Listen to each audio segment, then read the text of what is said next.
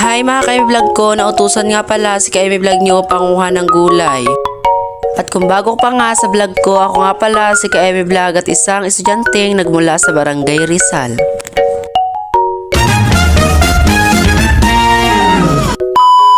Ayan nga at pagkagising-gising nga dyan ni ka-vlog nyo ay inutusan nga siya panguha ng gulay.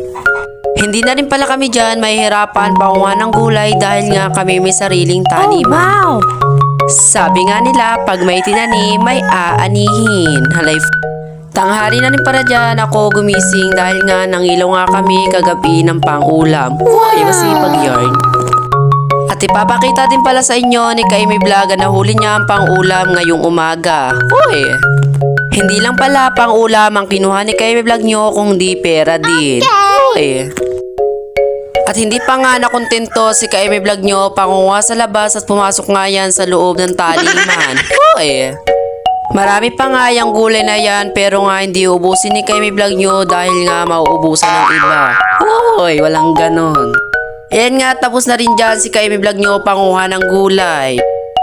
Dyan si Kaimi Vlog nyo pangunguha ng gulay at uuwi na nga yan. At yan nga pala ang nahuli ni Kaimi Vlog nyo kagabi na pang-ulam. Hindi nga ako nahirapan panghuli dyan dahil nga binabaliktad ko lang ang ulo niyan. Antimano, patay na yan. Hoy! At napagod nga si Kaimi Vlog nyo panguha dyan ng gulay kaya naman kumain na muna yan. Hoy! At ang ulam nga ni Kaimi Vlog nyo dyan ay nilagang octopus dahil nga hindi nga muna niluluto.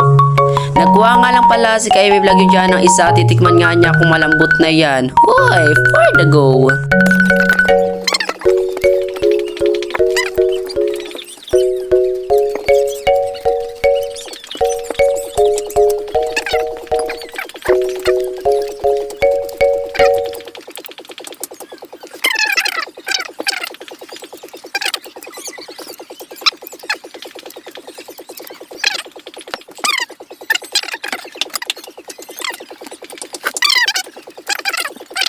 At ipapakita rin pala ni Kaimi Vlog nyo dyan ang nakuha niya ang pera sa dagat at yan nga pala at 120. Hoy! For the go! At kung masipag ka nga pumunta sa dagat ay magkakapera ka nga. Hoy! For the go!